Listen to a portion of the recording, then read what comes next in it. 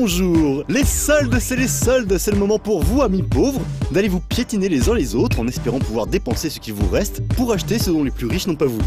Mais alors que faire durant vos heures supplémentaires? Bienvenue au temps perdu! Sur le net, si on aime un peu moins les jeux vidéo ces temps-ci, par contre on aime les bêtes. Attention, je ne parle pas ici de votre tante Janine, d'un manifestant inculte ou encore même des membres d'un quelconque parti politique.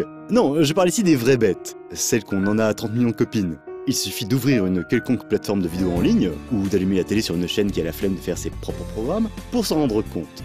Des chats à gogo, des chiens t'en veux pas t'en auras, et des bébés qui, vu ce qu'ils ont à dire et ce qu'on leur fait faire, doivent être considérés par leurs propriétaires comme les autres machins à quatre pattes suscités.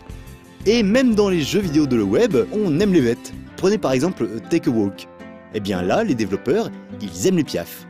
Bah oui, parce que si vous réussissez à faire votre balade sans vous prendre les pieds dans le tapis, il y a plein d'oiseaux trop mignons qui viennent vous gazouiller dans les tympans. Si par contre vous avez le malheur de vous cogner dans un truc, les piafs, ils se cassent. Et ça nous rend tout malheureux. Et regardez, le célébrissime John Cooney, ça fait des plombes qu'il nous sort des jeux avec son éléphant bleu. Même qu'il essaie de nous en vendre des peluches.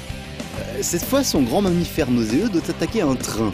Ouais, je sais. Pour cela, il suffit de tirer comme un dératé sur le premier wagon qui se présente à vous sans discontinuer, jusqu'à ce que, fort logiquement, celui-ci explose joliment et vous laisse vous attaquer au suivant, et ce jusqu'au 100e et dernier wagon.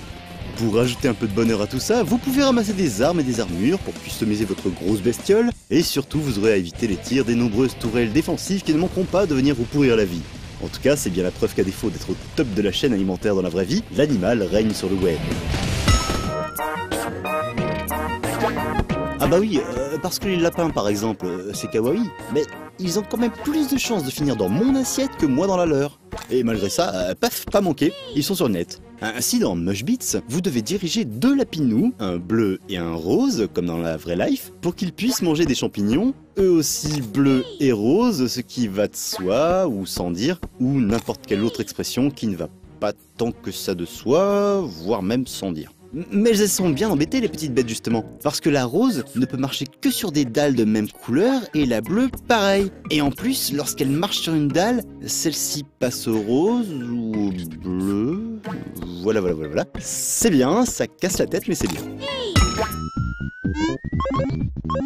Alors bon, des piafs, des éléphants, des lapinous, c'est du déjà vu me direz-vous. Mais sur la toile, on kiffe tellement les trucs à poil qu'on peut aussi y trouver des animaux moins... qu'on voit pas tant que ça d'habitude.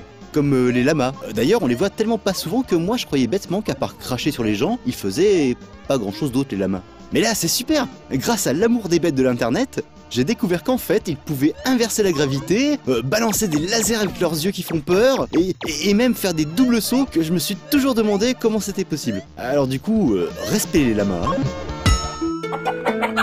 Après, sur la toile, on aime les bestioles, mais on aime aussi les bestioles qui n'existent pas, comme les Dibbles par exemple. Les Dibbles, c'est un peu comme les Lemmings, ça avance tout droit, et puis ça tombe dans un trou.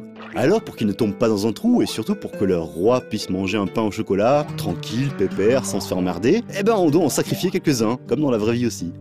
Alors on place des pierres devant leur nez qui leur diront quoi faire, comme geler sur place, ou à l'inverse fondre sur place, ou s'arracher la tête pour que les autres puissent rebondir dessus. Mais attention les Dibbles, on aime tellement ça que depuis l'année dernière, il y en a un paquet qui sont sortis.